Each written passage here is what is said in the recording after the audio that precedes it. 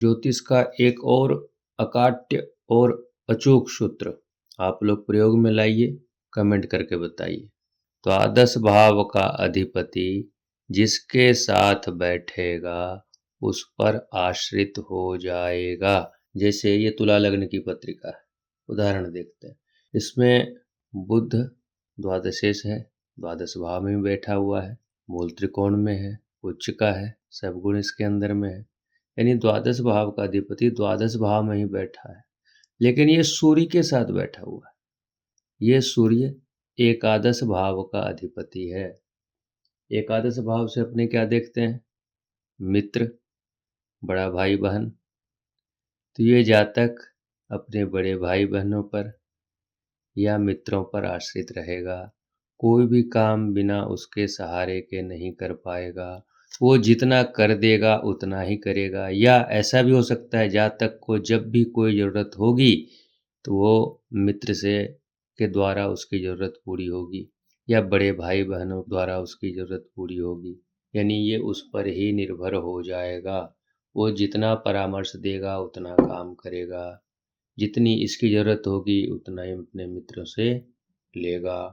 यानी कोई भी छोटी से छोटी ज़रूरत हो, छोटा से छोटा काम हो या बड़ा से बड़ा काम हो, बिना उसके मदद की जातक का काम नहीं हो सकता है।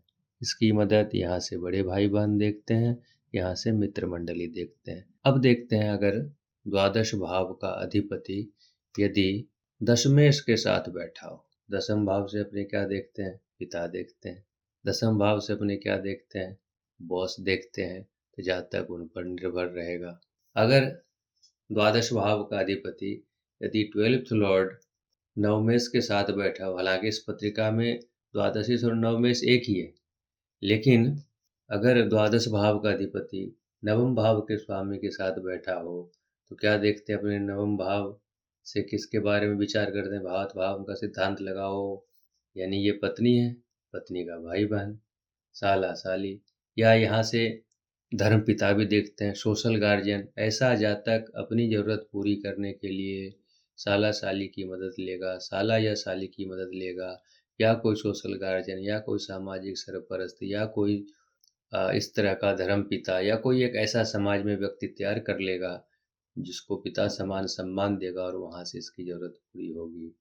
यदि द्वादश भाव का अधिपति इसी प्रकार यदि अष्टमेश के साथ बैठा हो तो वहाँ ससुराल पक्ष से, या कई बार देखिएगा अगर यहाँ से बड़ा भाई बहन देखते हैं, अगर बड़ी बहन यहाँ से देखते हैं तो जीजा यहाँ से देखेंगे तो उसकी माँ 1 2 3 4 चतुर्थ भाव।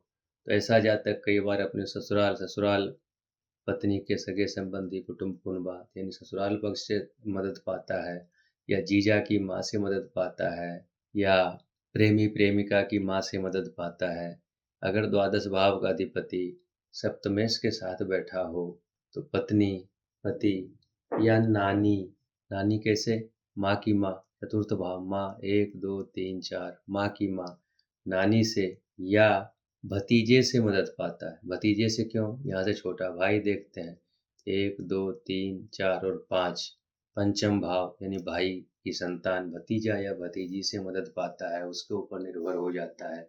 कोई भी बड़ा काम आए या कोई भी जरूरत हो सबसे पहले वही दिखेगा। यदि द्वादश भाव का अधिपति षष्ठेश के साथ बैठा हो तो ऐसा जातक अपने मातुल घराना, मामा, मौसी, इसके ऊपर निर्भर करता है।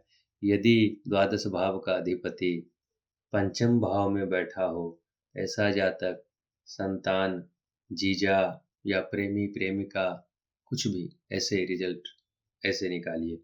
अगर द्वादश भाव का अधिपति चतुर्थ भाव में बैठा हो तो माता पर निर्भर हो जाता है। कई बार देखिएगा जातक कुछ नहीं कर रहा है, माँ को पेंशन आ रहा है या माँ को कहीं से कोई कमाई आ रही है या माँ के पास कोई पैसा है, तो कोई भी ज़रूरत होगी माँ से ही मदद लेगा, अपने कोई बहुत ज़्यादा उन्नति नहीं कर पाता है।